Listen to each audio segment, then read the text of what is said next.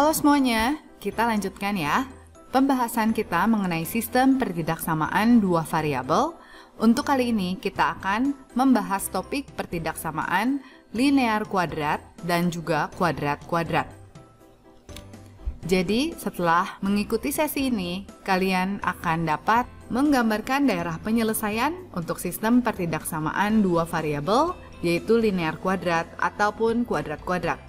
Kemudian kalian juga dapat menentukan sistem pertidaksamaan untuk daerah yang diberikan. Mari kita bahas yang pertama, bagaimana menggambarkan daerah penyelesaian. Sebelumnya kita bahas dulu, sama seperti dalam pertidaksamaan linear, di sini juga kurva Y sama dengan X kuadrat akan membagi bidang kartesius menjadi 3 daerah.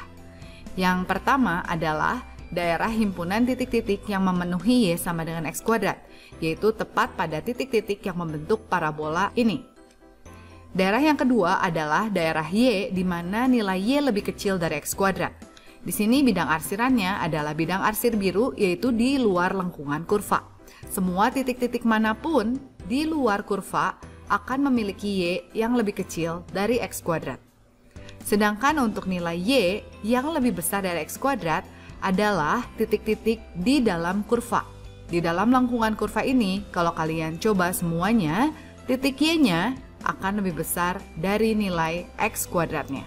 Nah, kita langsung lihat contoh 1. Mari kita arsir daerah pada bidang kartesius yang memenuhi X tambah 2Y lebih kecil sama dengan 2 dan Y lebih besar sama dengan X kuadrat min 3X tambah 2. Kita akan bahas untuk menggambarkan daerah garis linearnya terlebih dahulu. Kita akan membuat X tambah 2Y sama dengan 2, waktu X-nya 0, Y-nya 1, dan waktu Y-nya 0, X-nya sama dengan 2. Sehingga kita dapat simpulkan bahwa garis X tambah 2Y sama dengan 2 melalui titik potong sumbu Y yaitu 0,1 dan titik potong sumbu X-nya di 2,0. Kita akan mengecek juga daerah menggunakan titik perwakilan, yaitu titik 0,0. Jika kita masukkan ke dalam sistem pertidaksamaan linear ini, maka kita lihat bahwa hasilnya 0 itu lebih kecil dari 2, dan ini adalah pernyataan yang benar. Sehingga daerah yang diarsir adalah daerah yang memuat titik 0,0.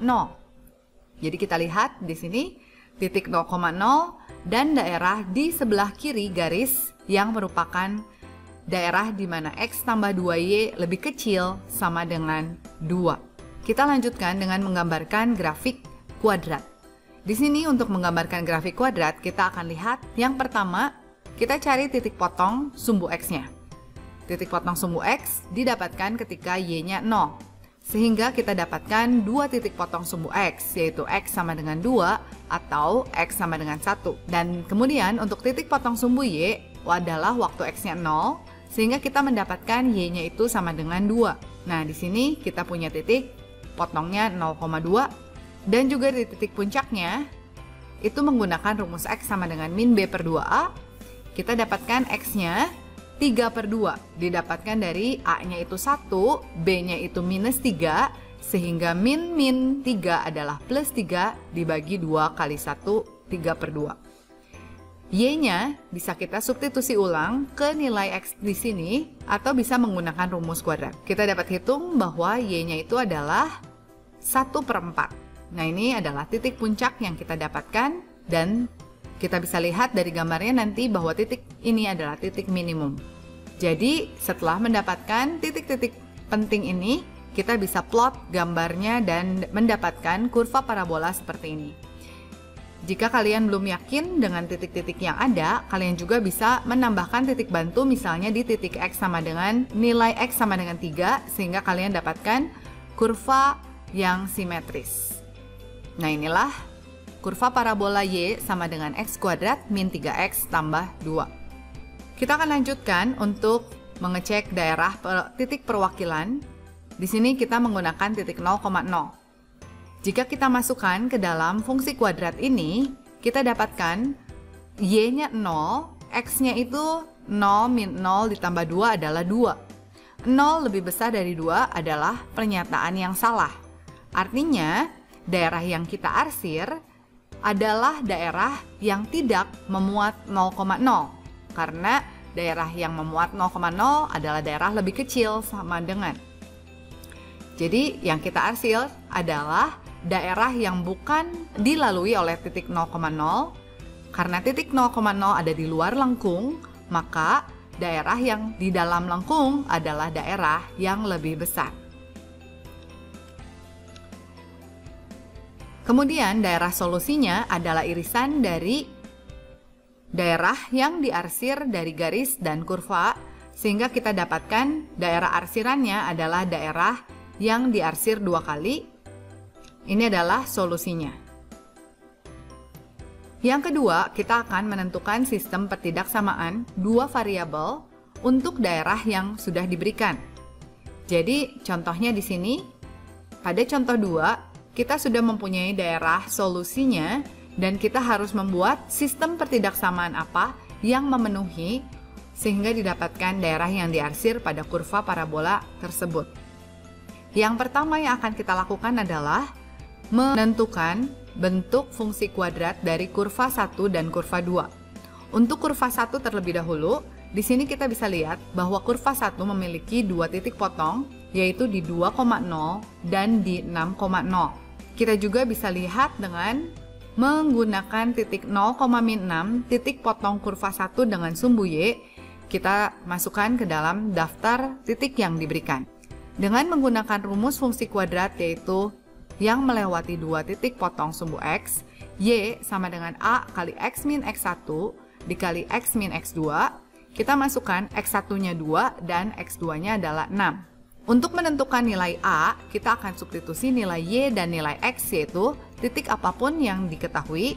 Di sini kita menggunakan titik 0,6 untuk disubstitusi ke Y-nya min 6 dan X-nya 0, sehingga dapat dihitung nilai A-nya. Di sini A-nya adalah min setengah. Sehingga kalau kita balikan lagi ke persamaan yang ini, sehingga didapatkan bahwa fungsi kuadrat ini memiliki persamaan Y sama dengan min setengah X kuadrat min 8X tambah 12. Contoh 2, kita akan lanjutkan dengan mengecek daerah perwakilan untuk kurva 1.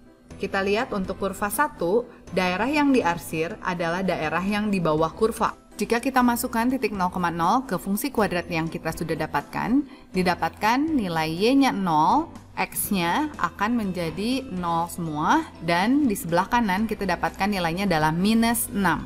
Sehingga kita lihat daerah arsiran di bawah kurva 1 itu tidak memuat titik 0,0.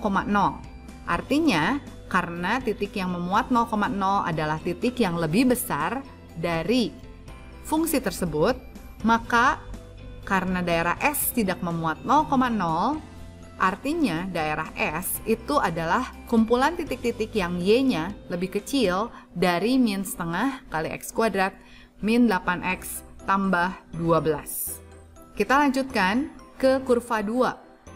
Untuk kurva 2, kita bisa lihat bahwa kurva ungu ini mempunyai titik puncak di 2,4 dan melalui titik 0,0. Dengan menggunakan rumus fungsi kuadrat Y sama dengan A kali X min XP kuadrat ditambah YP, maka kita substitusi nilai XP YP-nya adalah 2 dan minus 4.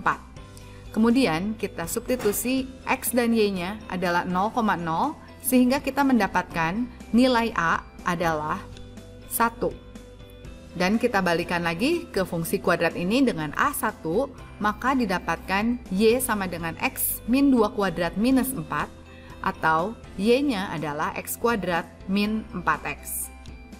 Kita akan menguji daerah titik perwakilan dengan menggunakan titik 1,0. Mengapa titik 1,0? Karena titik 0,0 ada pada kurva tersebut, sehingga tidak bisa menjadi pilihan kita. Karena titiknya bebas, titik manapun bisa kalian pilih. Di sini saya coba dengan menggunakan 1,0.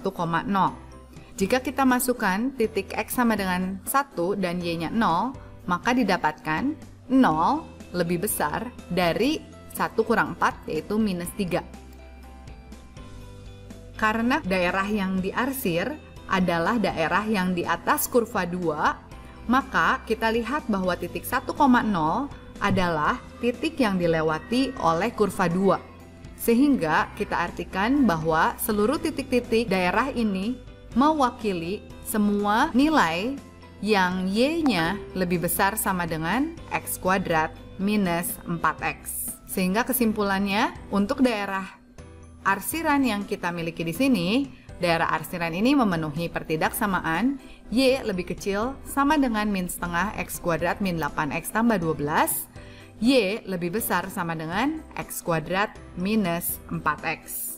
Nah, sampai situ dulu pembahasan kita mengenai sistem pertidaksamaan dua variabel linear kuadrat dan kuadrat-kuadrat.